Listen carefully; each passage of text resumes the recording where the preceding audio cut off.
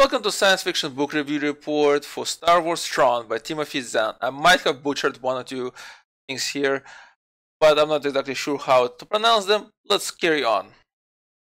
Let's talk about the book itself. Before I do that, actually, I should point out that there will be a section after the final conclusion where I will go on into details of the book, and those details will not be spoiler free. I will try to keep the current review spoiler free.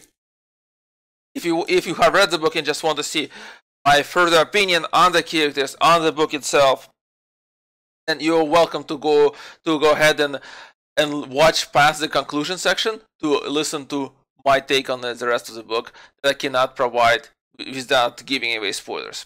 Alright, so let's talk about the book. The book has a very engaging narrative that's based in Star Wars universe.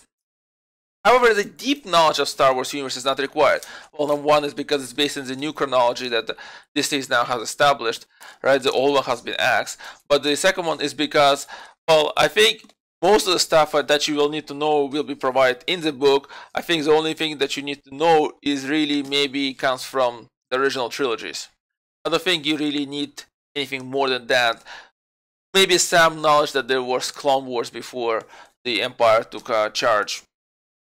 That might be required. So really not much is needed, which is really good because everybody is really kind of a Star Wars fan that will be watching, reading, doing everything Star Wars related to understand what's going on in Star Wars, right? If a person wants to pick up the book with just some general knowledge, I think they'll still be perfectly fine reading this. Now the story focuses on three different characters and on their journeys. At least it explicitly focuses on those three characters and their journeys through life. Well, at least a certain section of their life, because we don't get to see the whole life of the characters. Just a certain section of their life. But, like I said, those are the explicit one. There's also the fourth character that the book follows indirectly.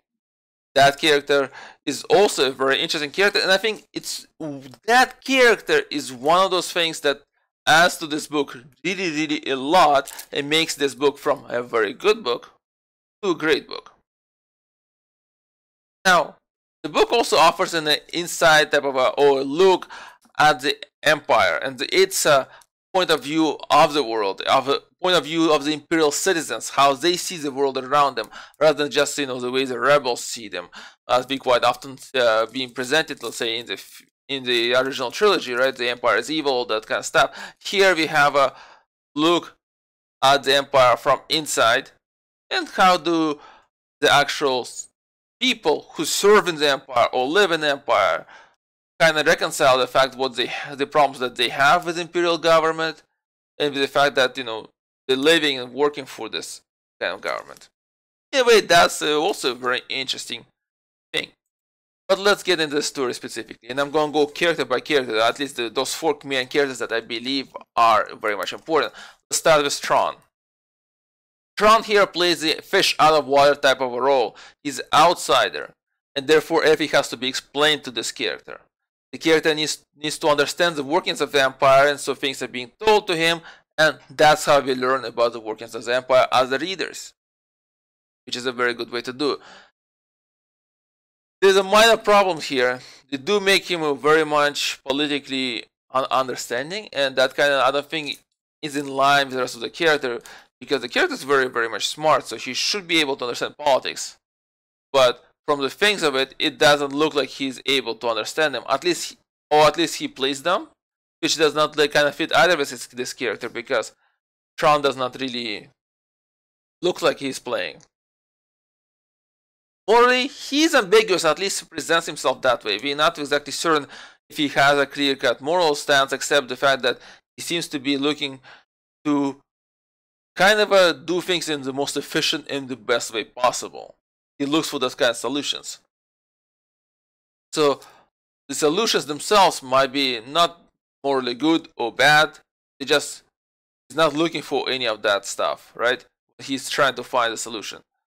He's kind of looking for the best and the most efficient, regardless of how it will be on the morality spectrum. At least that's how I understood it.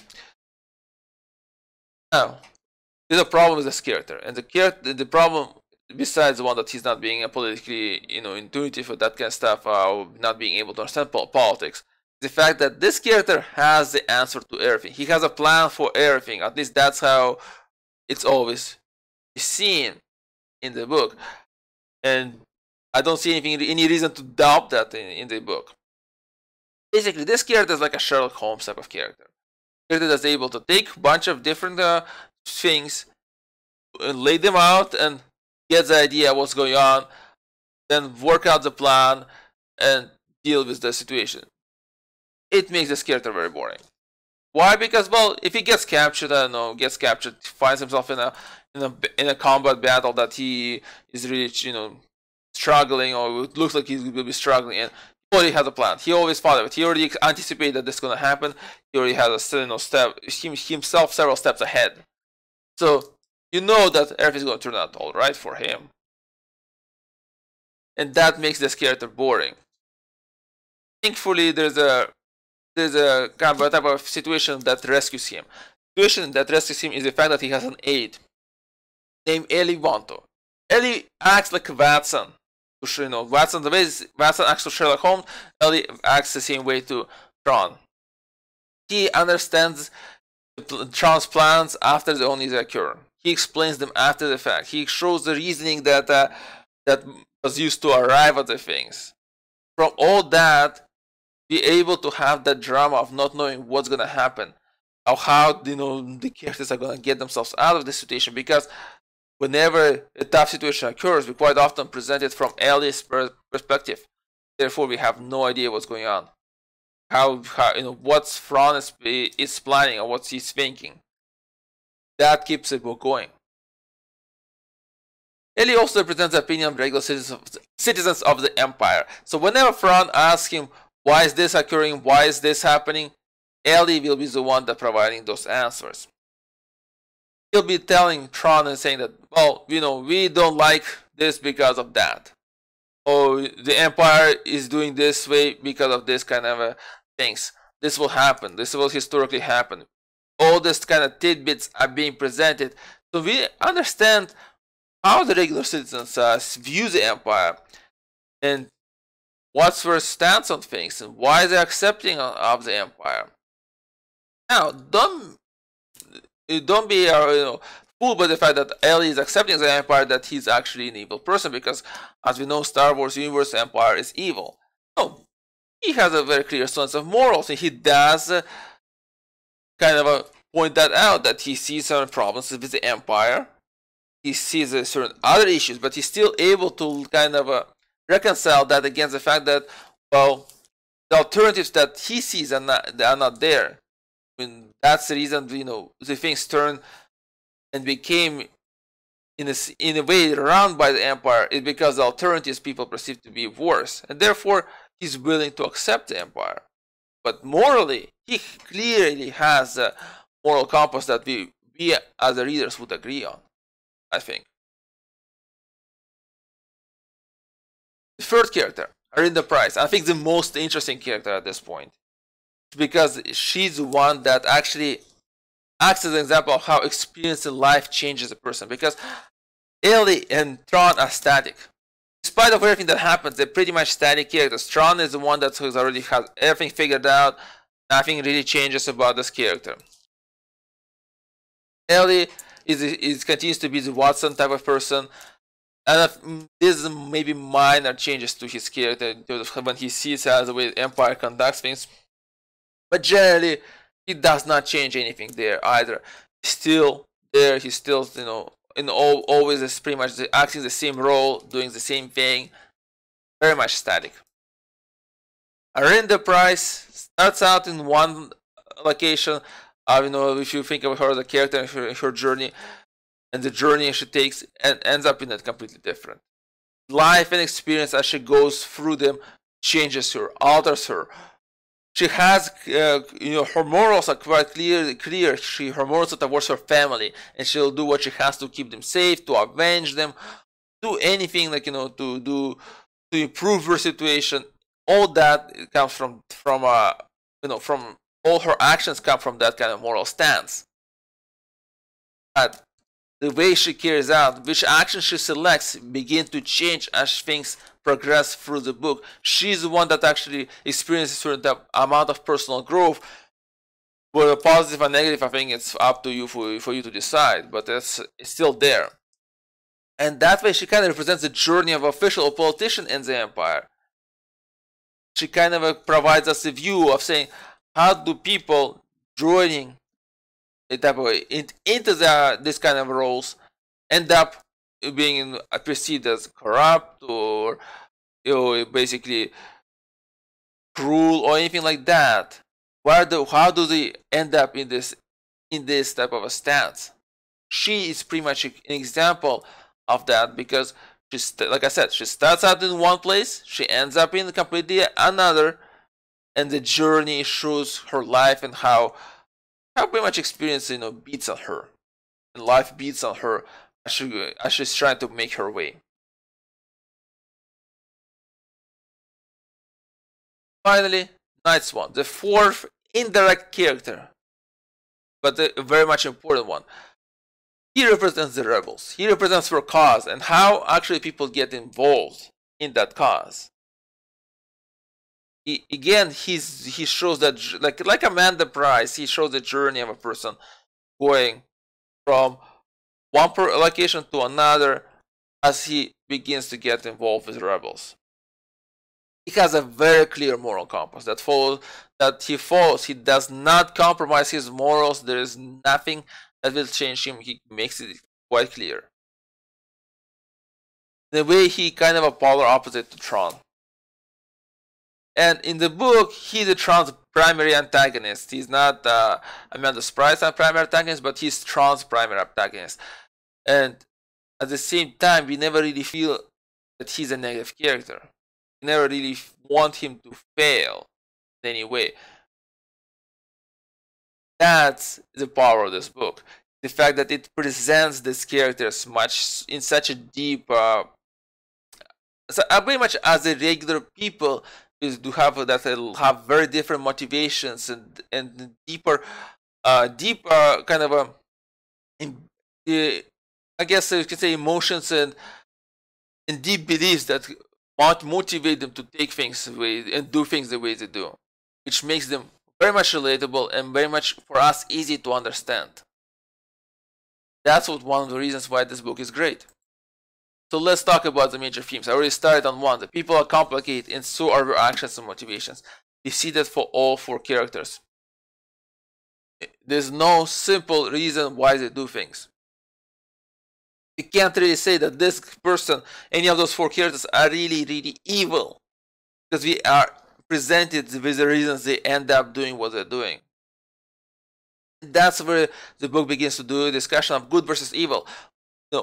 Or is something has to be sacrificed for greater good? Is there something that is allowable to be sacrificed, or should we always make a stance? That's something that, as a reader, you will be reading and will be presented all those things. Characters will take whatever actions they want, because whatever author wants them to take. But as we're reading, we're thinking about that and saying that, is this something that we would have done ourselves? Is this the right choice that the character is doing? That is great. And once we begin discussing what is greater good, well, basically we begin to discuss doing sacrifice for greater good. Of course, we begin to discuss what is greater good. And again, it's something for us as the readers to decide. Is something greater than something else? How do we measure what's better to do? That's very much interesting. The fourth major theme is the corruption of people, right? We have, the first three characters quite clearly suffers from a certain corruption. As they enter into the Empire, they get, especially Amanda Price, who gets changed. The other two don't get changed that much, but they already been, let's say if it's Ellie, he grew up in the Empire, so his corruption is that he is presented the way he accepts a lot of stuff that the Empire provides. Thrawn's corruption is pretty much deciding, learning about the Empire and doing all that kind of stuff, and deciding to continue to work in that actions. Amanda Price's corruption, that as she goes up the political ladder, she changes. Her actions change, even though her morals pretty much stay the same, right? But even Night Swan is also suffers from this. Night Swan also begins aiding rebels, and then as he gets more and more involved, gets more and more pulled in. He gets more and more corrupted by the rebel cause in a way. So that's again a very interesting thing that's presented in this book. Now, minor themes, well, you get here is a friendship, loyalty, discrimination. There's certain discrimination against the aliens. There's certain prejudice against people living in different areas of the Empire. So all that is happening. So, but I don't usually discuss minor themes that much. Yeah, they're not really they're not really much discussed in the book. That's why they're minor. They act as the semi motivations for the main characters. So in conclusion, this is a great book. It has an engaging narrative, and as it goes along, as it catches you in that narrative, it begins to ask questions of the reader. Questions that it does not really answer. Because there's a multiple takes on all those stances that the reader could see from the question being asked. And reader is left to say, well, I agree with this or that character. That's the only way, but there's no ultimate answer. This is really good.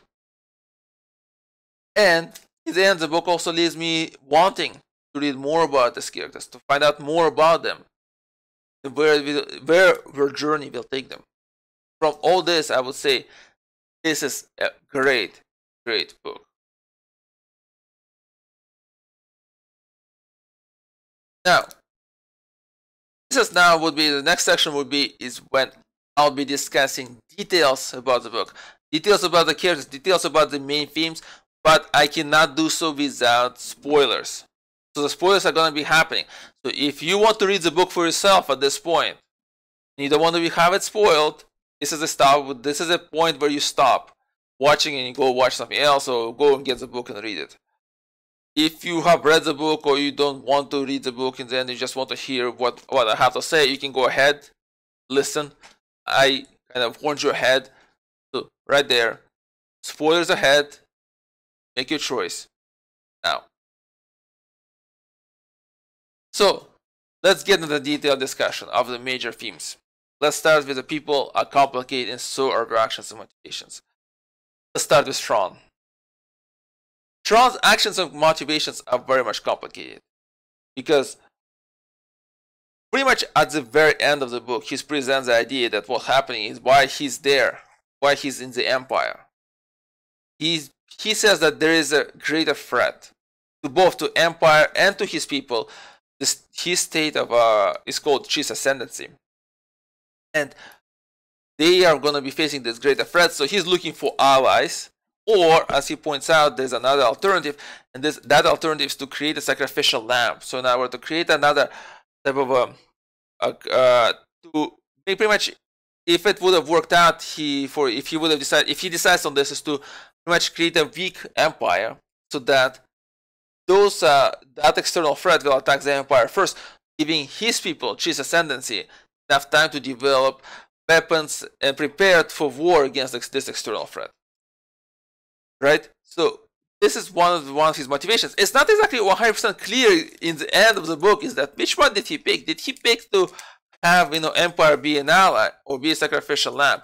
At first I thought that he's picking the Empire to be an ally, but sometimes I'm not sure.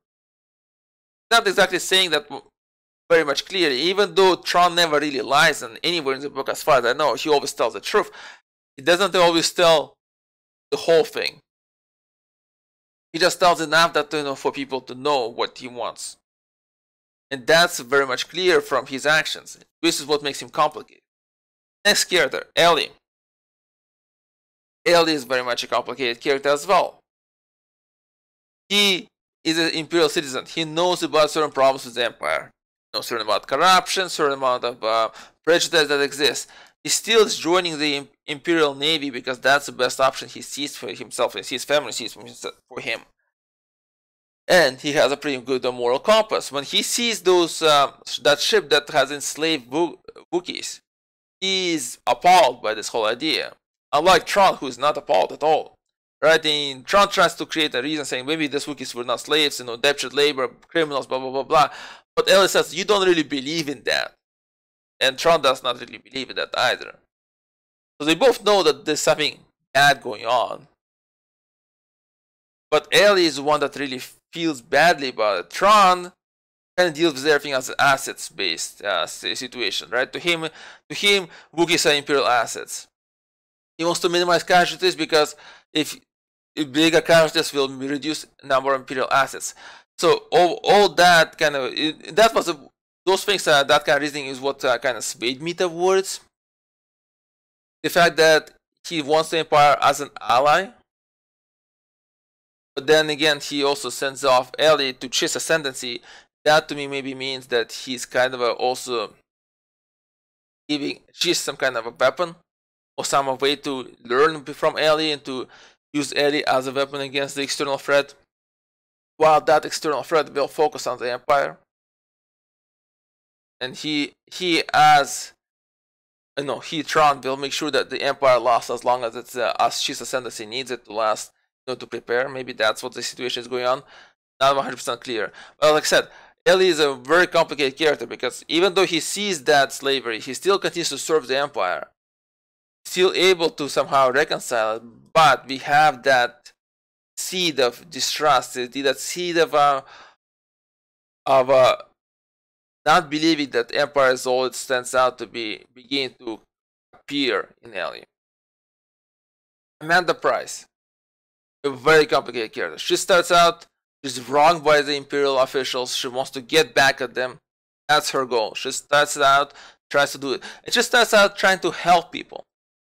She's helping her parents to get their mind back that was taken away from them. And then when she arrives at the Coruscant, the capital, she's trying to help people there.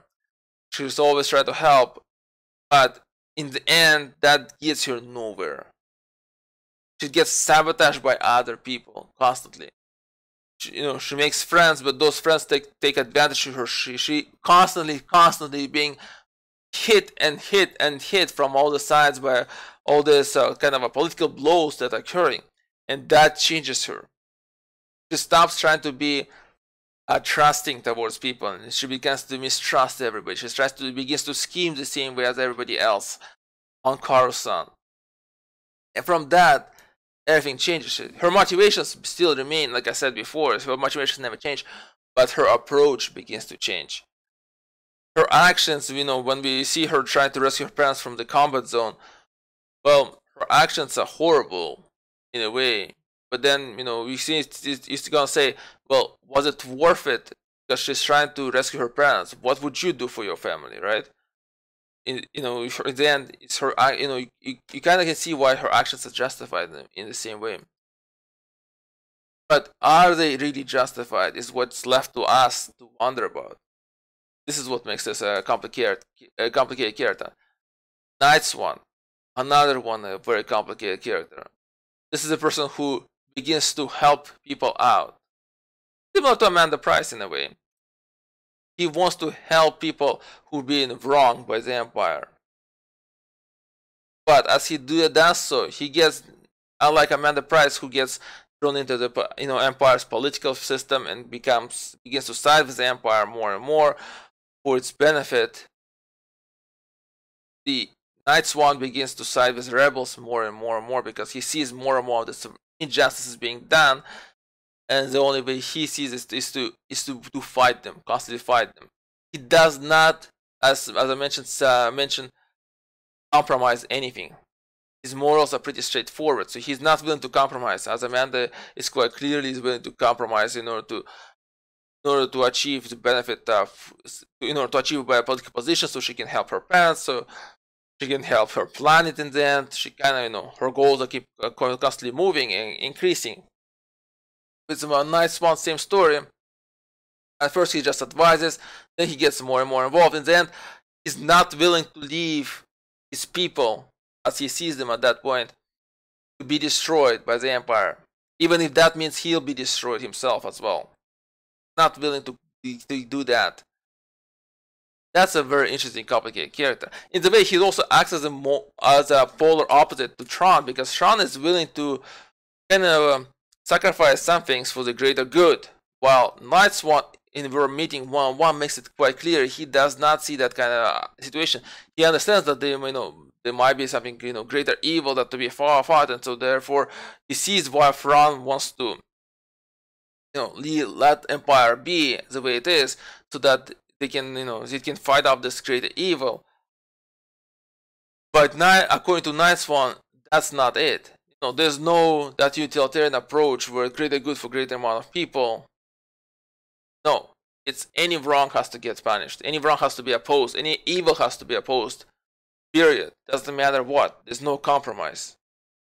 That is a very interesting stance, and that goes into all the other themes that we're talking here. What is greater good? Is greater, rescuing your parents greater good over the lives of those thousands that die in the conflict zone, right? It's greater good having Empire exist with its corruption, with its system of oppression of different people. It's a system that has slavery in it quite clearly, or is greater good is to destroy this empire or to oppose it? That is being always asked. This is very, very interesting. I already kind of touched on the whole corruption of people here, and you can see it the same way. As as the characters get more and more experience, they take and decide to go in what directions, and this shows you how life and situation corrupts them. I think this is what, especially the last part of the book, because the first part of the book was a very interesting narrative, and I was like, okay, this is a good book, a very good book in some ways. Thrawn is a bit boring character, so that was always putting me on a fence between good and very good. I'm like, okay, yeah, no, I can see it still working, and then at the end of the book, I'm like, yeah, once Thrawn and Night Swan are greater developed that way, this book is a great book, definitely. Right? Thank you for watching and for listening.